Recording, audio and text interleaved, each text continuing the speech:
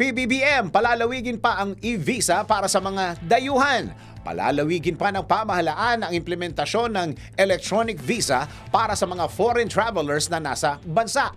Ito ay matapos hilingin ni Indian Ambassador Shambhu Kumaran kay Pangulong Ferdinand Marcos Jr. na payagan ang extension ng e-visa para sa Indian nationals na nananatili sa Pilipinas. Ano nga ba ang e-visa at bakit nga ba kailangan pang i-extend ito para sa mga dayuhan?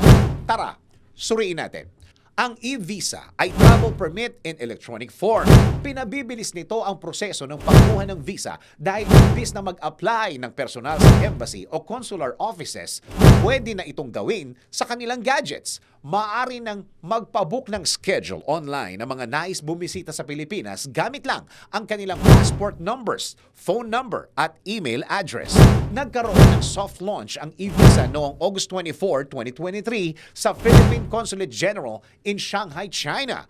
China ang ikalawa sa may pinakamaraming turista na pumupunta sa Pilipinas bago pa man ang pandemya, kaya naman dito na piling gawin ang pilot testing. Sa kasalukuyan, 15 to 59 days o halos 2 buwan ang visa ng e-visa. Depende sa country of nationality ng applicant.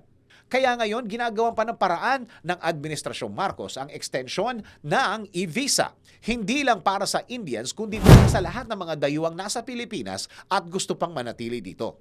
Sa kanyang second State of the Nation Address o SONA noong July 24, 2023, inilarawan ni Pangulong Marcos ang tourism sector bilang reliable pillar sa pag-unlad ng ekonomiya dahil nagbibigay ito ng kabuhayan sa higit 5 milyong Pilipino. Sa implementasyon ng e-visa sa bansa, mas napapalakas ang tourism sector dahil sa pagiging hassle-free nito para sa foreign travelers.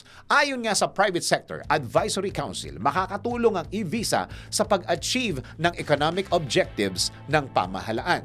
Sa iyong palagay, ano ang magiging dulot ng extension ng e-visa sa tourism sector ng bansa? DWIZ Research Report. Report.